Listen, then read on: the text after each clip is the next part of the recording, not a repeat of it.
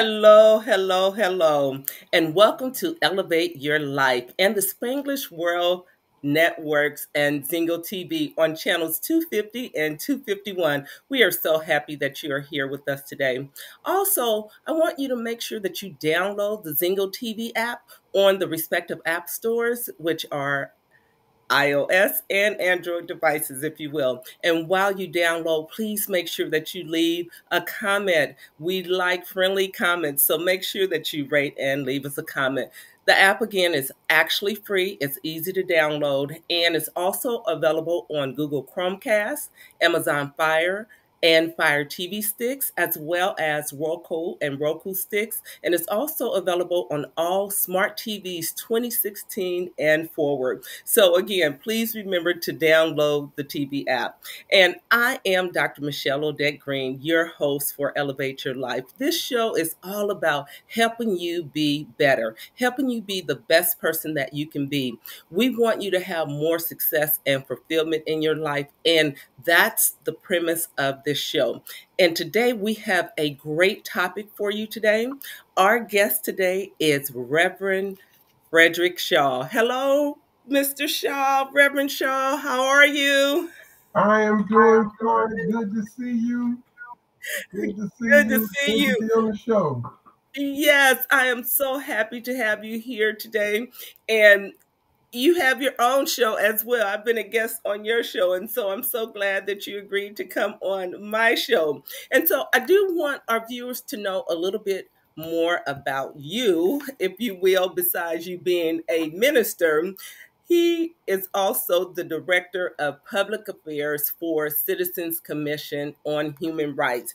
And I have a little bio that I want to read on him because I think that that's going to do a little bit more justice. So, Minister Shaw, he's actually a native of Compton, California. Woo woo! Shout out to Compton, California.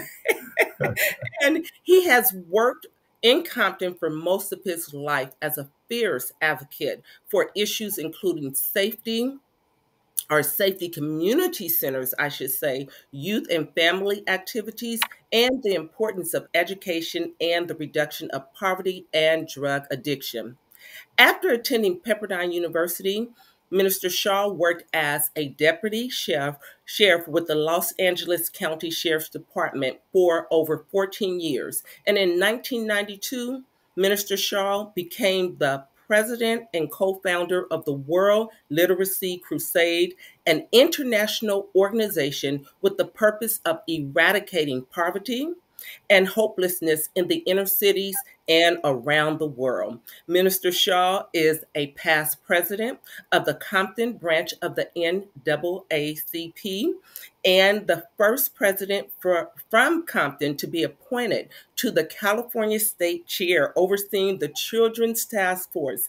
As the president of the NAACP, he lobbied the U.S. Congress alongside the Citizens Commission on Human Rights, to get passed into law the Child Medication Safety Act, which gives parents the right to refuse psychiatric drugs for their children as a provision for attending school.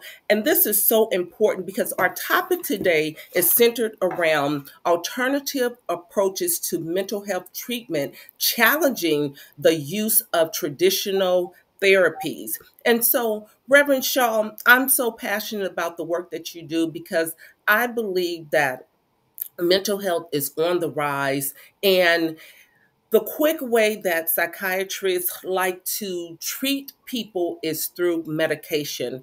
And I'd like to go to a holistic approach. And I'm grateful for the work that you do because I know that some of the things that you and the organization that you are actually the director of public affairs for, that you guys are out there on the front lines. You're going across the nation advocating for patient rights to make sure that our children are not being getting.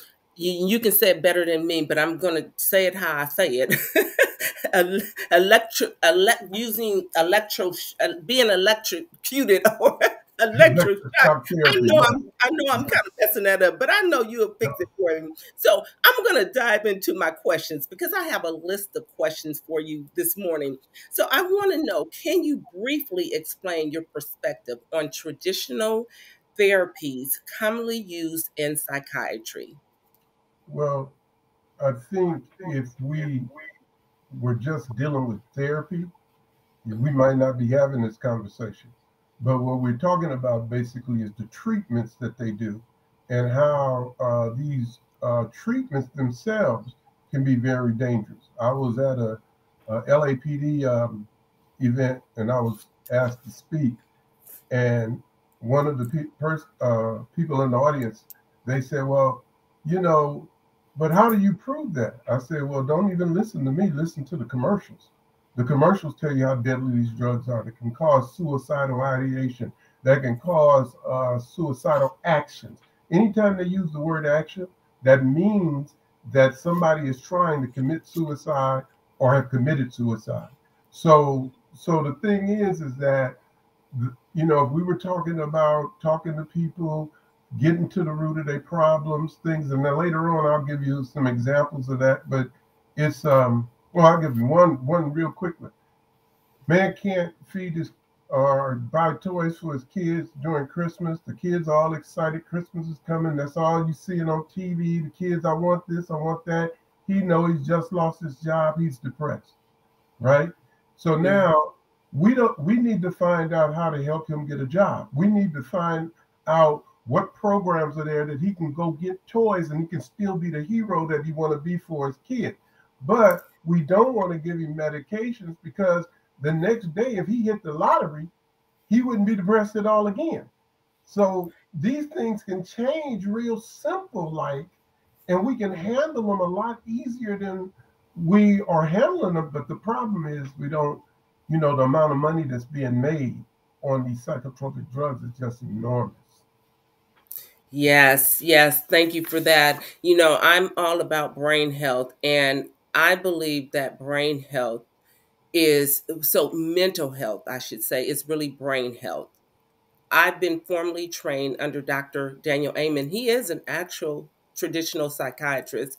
However, he believes in holistic therapy, a holistic approach opposed to medication. Now, he's not totally opposed to medication, but that is not his first line of defense. He wants to look at your diet. He wants to look at your thoughts. He wants to take it from a holistic perspective, from the bio, psycho, social, and spiritual perspective. And so I say all that to say because a lot of times when you hear mental health, it's really just brain health. And we do a brain health assessment so we can see if your brain is working too hard or what not working hard enough, and help you come up with natural remedies that will help you function at an optimal level. And so thank you for what you said. And my next question for you is, what alternative methods or treatments do you advocate, again, for addressing mental health issues, and what evidence or experiences have shaped your beliefs? So I heard a few things that you mentioned in the first response to me. So I'm asking you, let's go a little bit deeper with that. Well, first of all, I think that what you said about the doctor is a step in the right direction. Um, we have to find out what's wrong with the person. We got to address the problem. We got to find out if there's something going on right now. When people are referred to mental health, they don't go get a full medical examination. We don't know the difference between somebody that is babbling incoherently or somebody that has a brain tumor. We don't know the difference basically between depression and anemia. The thyroid, the urinary tract can mirror mental illness. So there's a whole lot to this that we don't even investigate or inspect before we start putting people on psychiatric drugs. I know I left a job, and when I left the job, they were treating people very badly. And when you go out stressed, you have to go through the mental health system. Well, you have to see a psychiatrist or something. So I go to the psychiatrist, and he basically asked me what happened. I gave him about a 3 minute, maybe a little more spiel on what I went through. And then he said, okay, I can write you 2 prescriptions. And I basically stopped him. I said, hold on. Why are you writing me a prescription? I'm the victim. You know, don't you have classes that can help me cope with this? See, but within 5 minutes, I was being prescribed 2 drugs. And all I had done, well, if he's assessing me that fast, he's not a psychiatrist, he's a psychic. You know, I have a chance to really look at what's really wrong with me. Maybe I caused some of this. Maybe, you know, there's just an evil person on my line. But if you don't go into that and you just automatically prescribe, and just to wrap that point up, I accused the top psychiatrist in LA County of drugging children with less than 7 minutes of evaluation, and he could not deny it. In front of the head of the Department of Children and Family Services. And the doctor who's over that department for the county said, how did you know that? I said, I didn't, but it's faster than that by how quick he agreed. So yes. It was basically, they're just factories to push drugs. And so that's where my problem comes in. That's where the Citizens Commission on Human Rights come in. It's like, we must really provide solutions to people. Yes, yes. Thank you so much for that. One thing that we know that happens is that if you go to the doctor and you say that your chest is hurting, then they want to do some type of x-rays or whatever testing that they do. If you say something is your head is hurting or what have you, in a lot of cases, just prescribe you some medication. If you talk about you've been sad and you can't get out of bed or what have you, they provide you with some medication. If you say your knee is hurting or what have you, they want to do an x-ray. So they take time on the body, but the brain is one thing that is not the first thing when you say you're feeling sad or depressed or what have you. They say, well, let me scan your brain to see, like you mentioned, if you could have a tumor, if it could just be an actual tumor that's causing you to act in the manner that you're acting, which that has been the case in a lot of cases. So with the Amen clinics, we do brain scans so that we can look at if you have any type of lesions on your brain, if you have tumors in your brain or what have you, and then start a course of treatment from there. The other thing you mentioned in terms of infections, I had an uncle who had an infection and he was talking out of his head. They didn't know what happened. He was talking like he was a crazy man. And it turned out that he had a urinary tract infection. And when they cleared up the infection, then he was back to normal. But he could have been easily diagnosed as schizophrenia or bipolar or anything and been prescribed medication from that perspective. But thank God the doctors figured out that that's all it really was an infection. And so you brought up those excellent points. And so I do want you to go back and reiterate what you said again about the children and diagnosing them. And you said 7 minutes or less. Is that what I heard you say? I accused him. Okay. I accused the county of drugging children with less than 7 minutes of evaluation, and he could not deny it. Yes. So there's not even a standard. That you mentioned something about sadness and stuff. Let me run you through something. A kid is taken from their parents.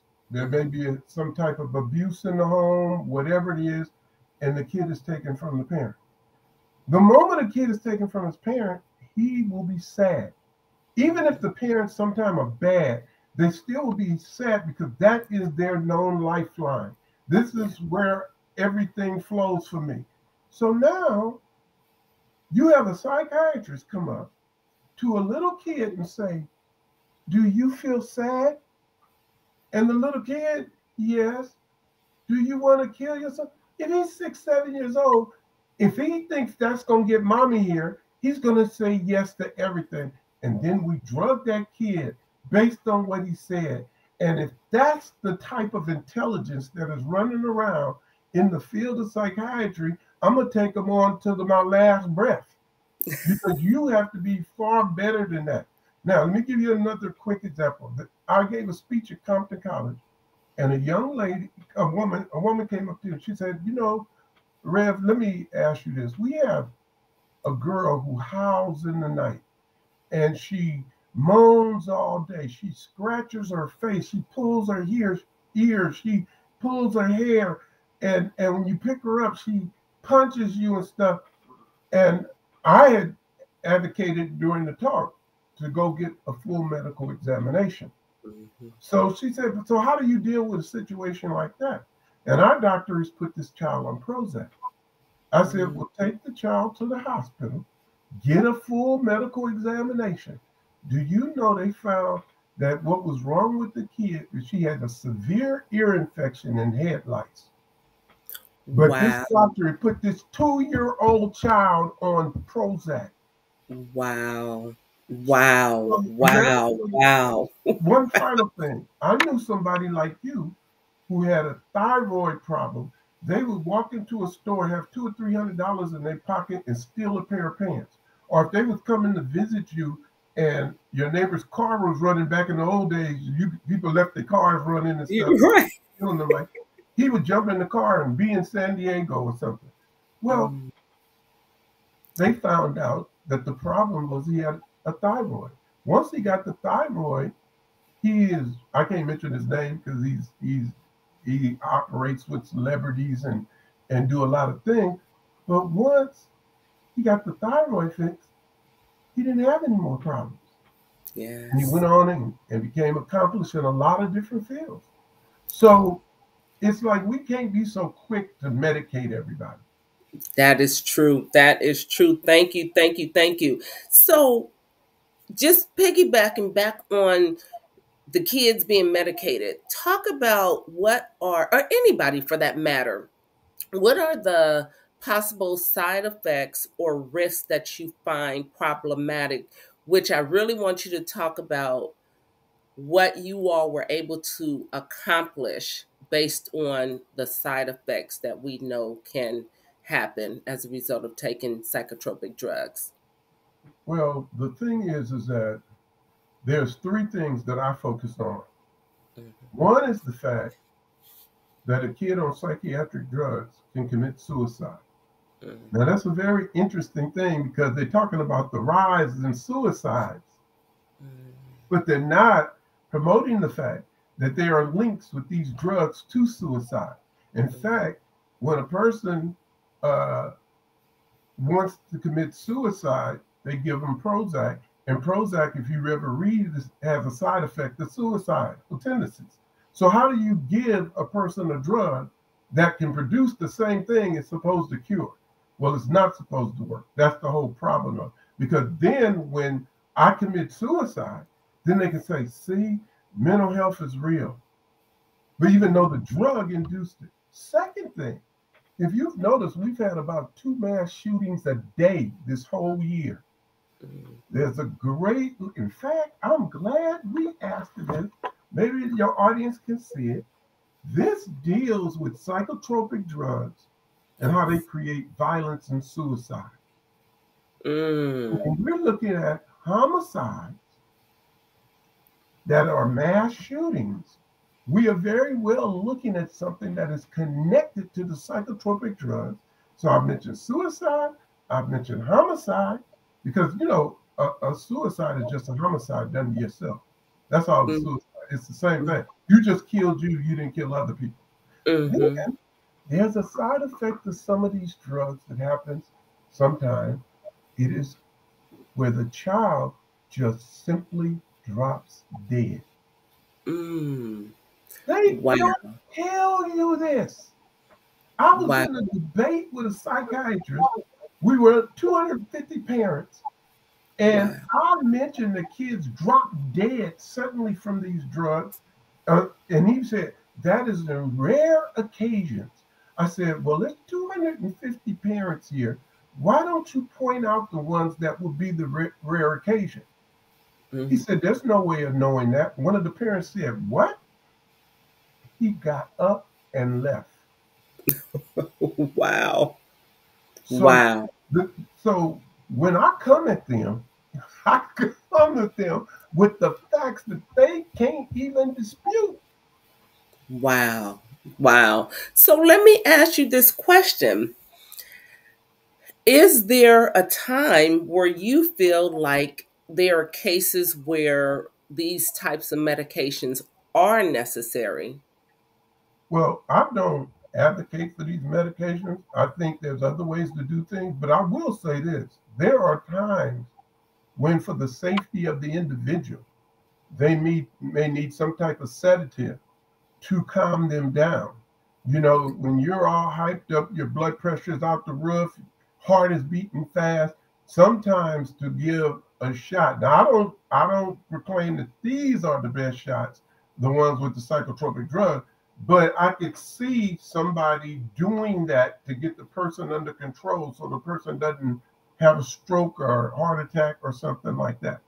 Other than that, I don't see a place for these drugs, because one of the things that people don't understand, the diagnosis themselves are not developed. And you say you work with a psychiatrist, so you can ask him. The diagnoses themselves are not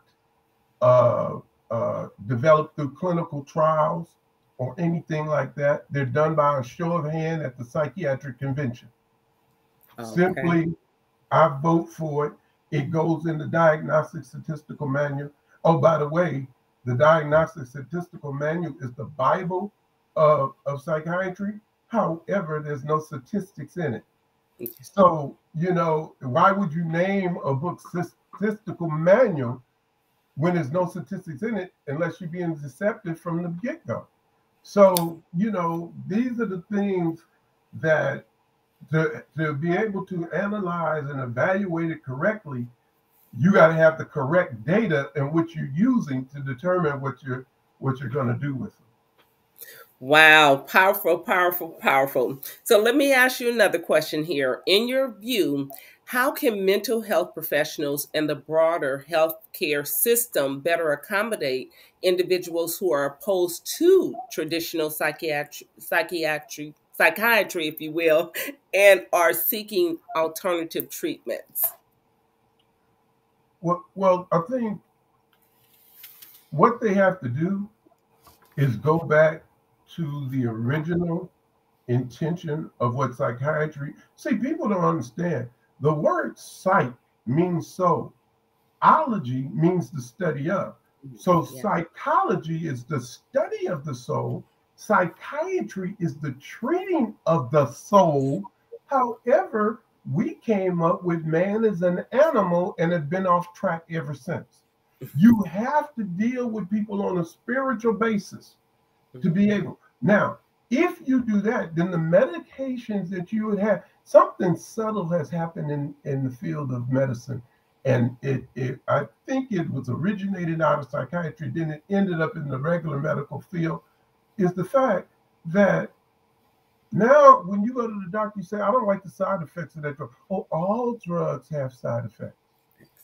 See, this is the way you mentally brainwash people into a certain category, because you cannot tell me, especially with with AI coming now, that they can't create medicines without these side effects.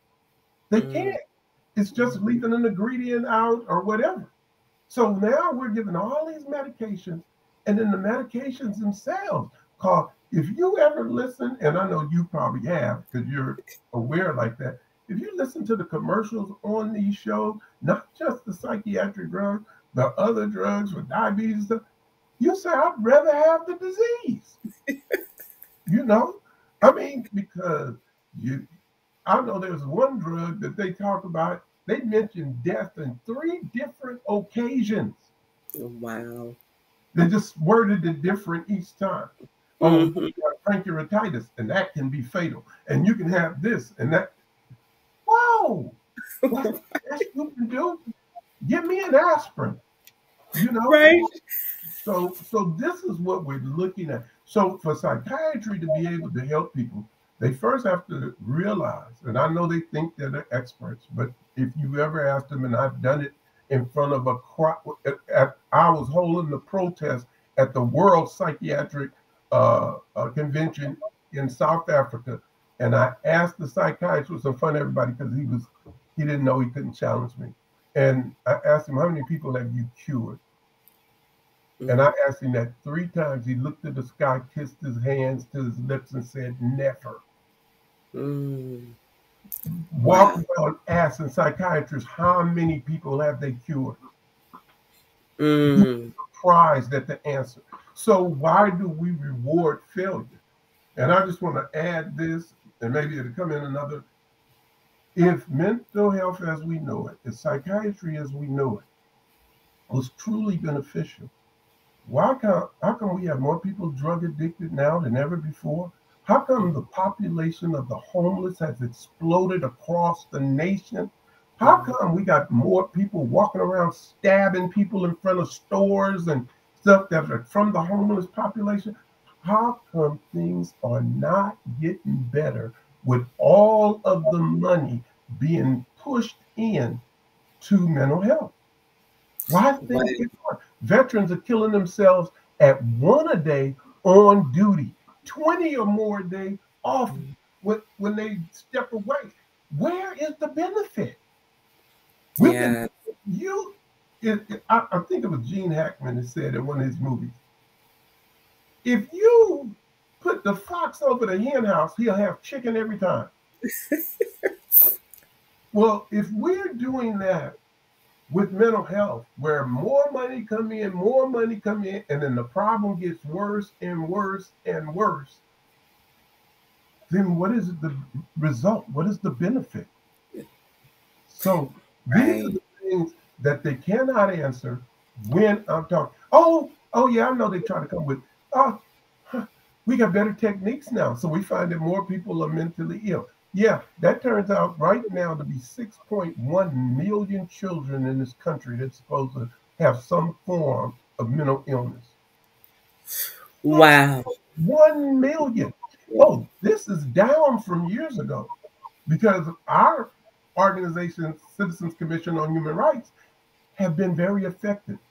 So people are hearing. We've had hundreds of thousands of people come through our museum. We promote all over the place. I speak all over the world. The word is getting out and people are leaving the psychiatric drug. But it's not because mental health has decided, even though at every convention they talk about we need to get the drugs under control. Yes, so this was so good. So I do want you to tell us a little bit more about the Citizens Commission on Human Rights. The Citizens Commission on Human Rights is a human rights group that is a psychiatric watchdog.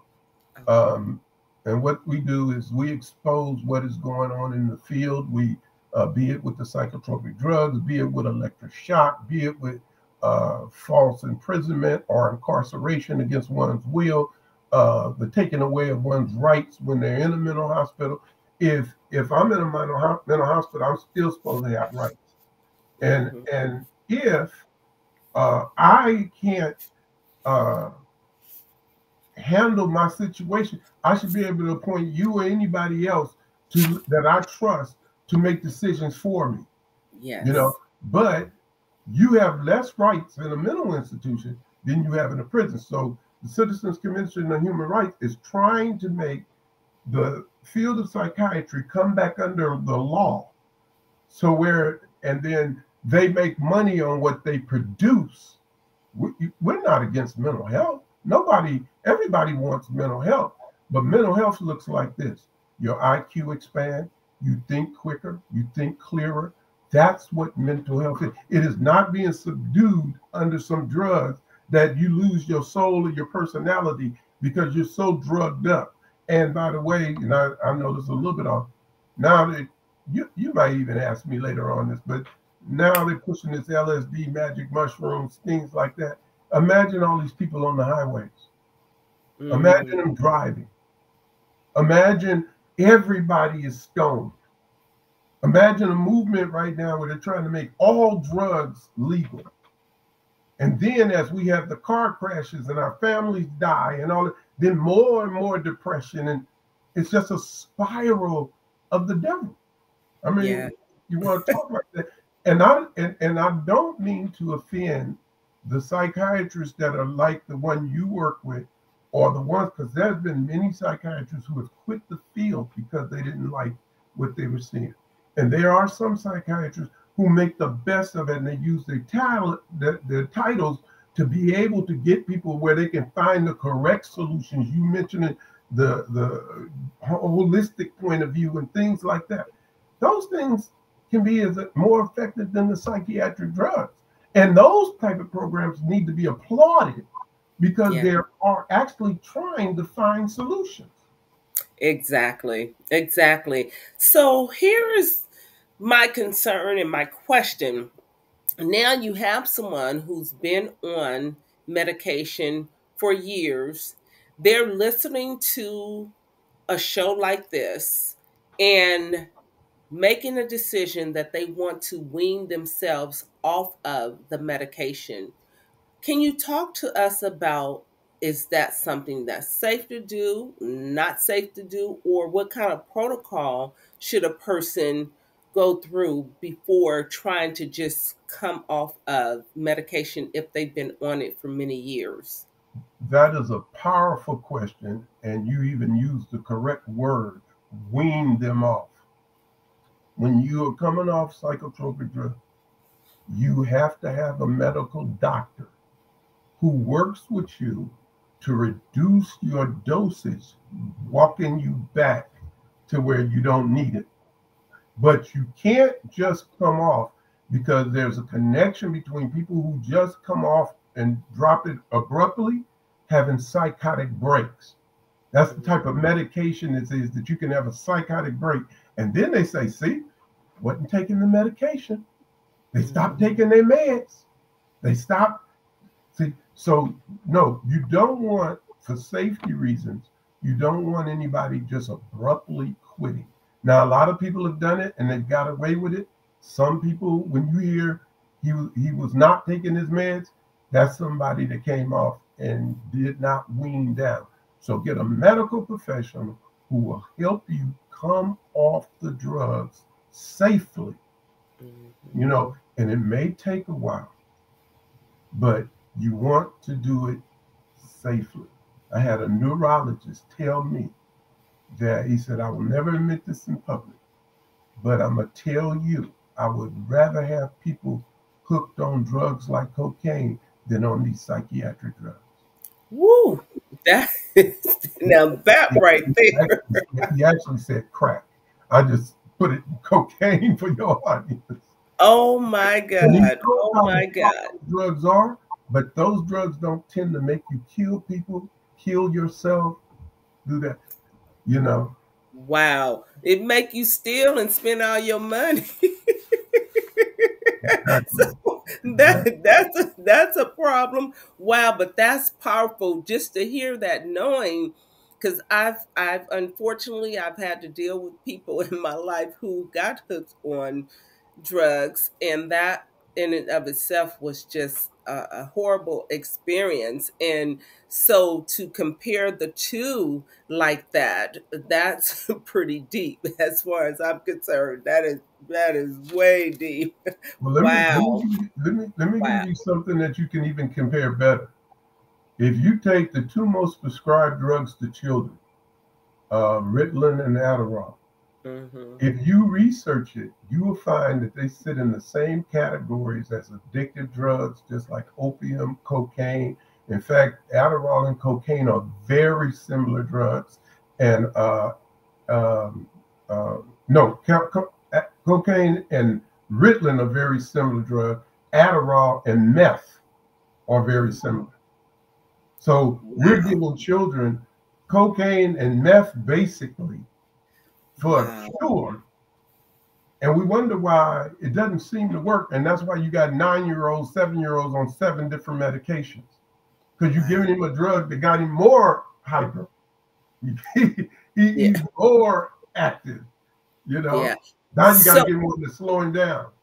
So I want to bring up something. I have several more questions for you, but I do want to bring up something. I think it's a good time for our listeners.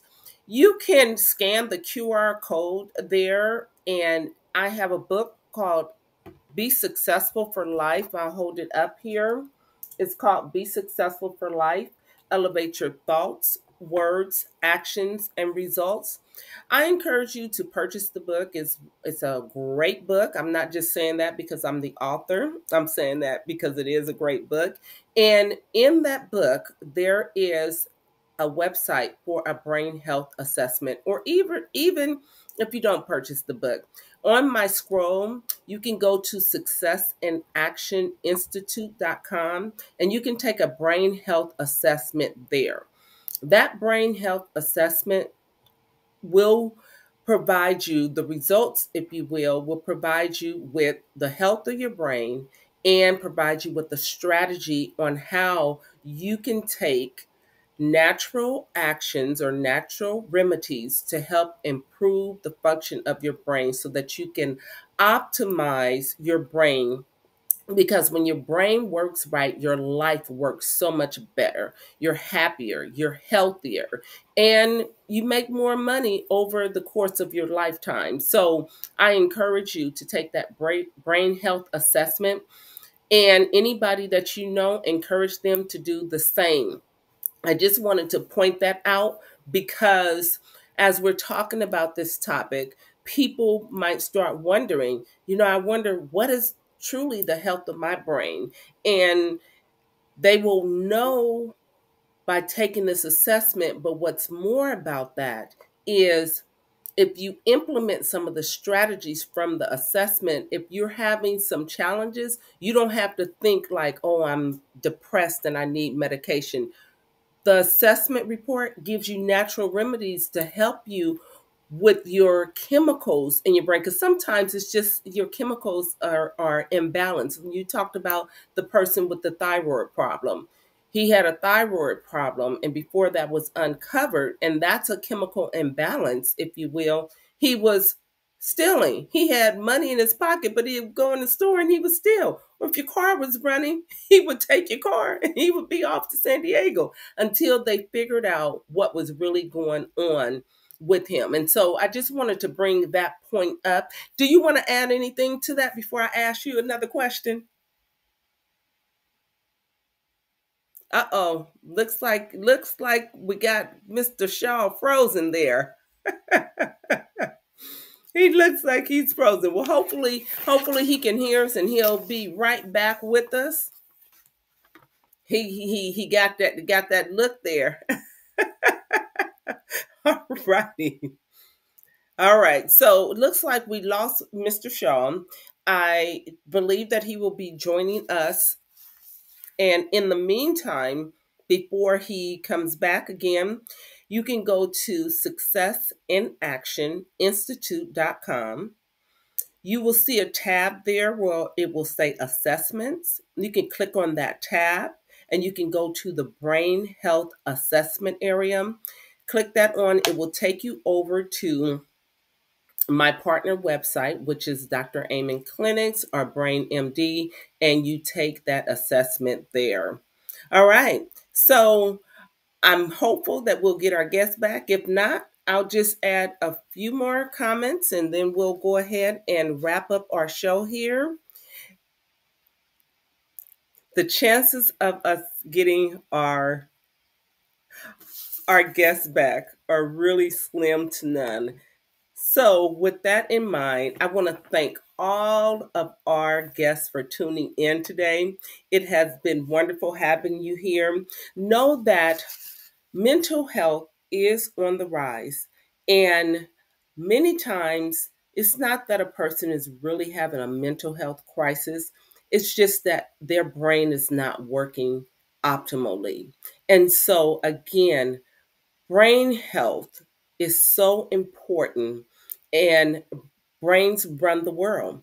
And so we need to make sure that our brains work optimal. I know that it sounds like I'm repeating myself, and the reason for that is because I can't impress upon you enough that the health of your brain is so important to the quality of your life.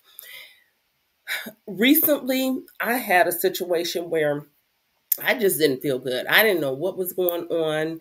I was just overwhelmed. I just didn't understand what was going on. So I've taken my brain health assessment over and over and over, and I had to go back to it. I'm like, okay, well, let me just drill down and see what was going on. I was putting too much on me. I was putting too much on my plate. And so with that in mind, I employed some of the strategies in my customized plan, and I got myself right back on track. Sometimes you just need to get proper rest.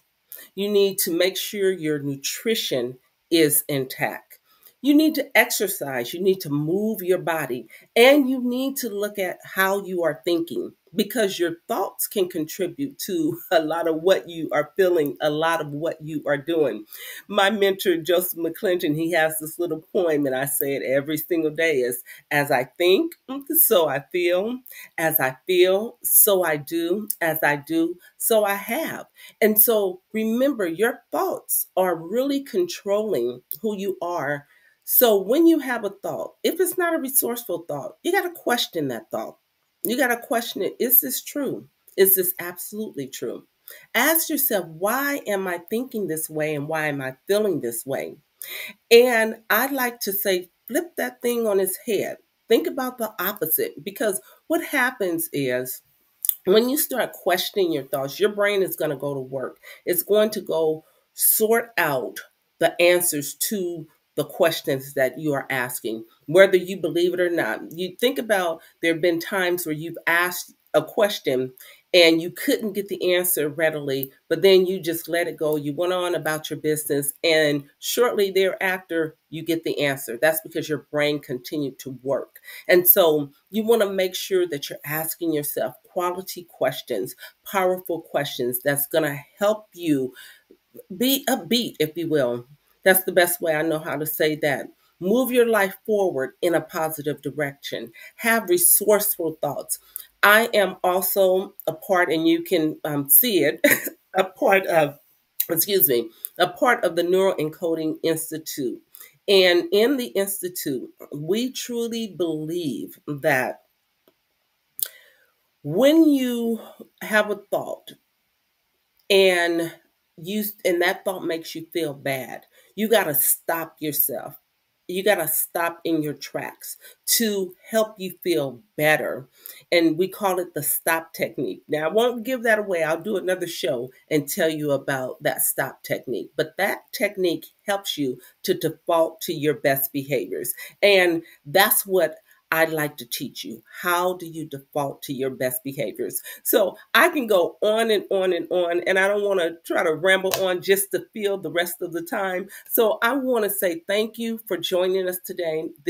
Has been great. If you are having any type of challenges, I would say that please first take that brain health assessment, employ the things that the customized plan provides for you to see if those things work for you. Get your blood worked up to make sure that you don't have any type of chemical imbalances. My guest talked about being anemic. That can have you feeling tired, having brain fog. And so there are things that you can do naturally to overcome that. So with all of that in mind, thank you for tuning in. This show can be heard on the Spanglish radio networks. Please check it out at spanglishworld.ca for all the news, programming, Spanglish World. You can watch it, you can hear it, you can read it, you can download it, and you can live it. And thank you for your patience in working through the show with me since I lost my guest. And I look forward to seeing you next time, next week, same time, same place. Thank you and have a wonderful week. Bye-bye.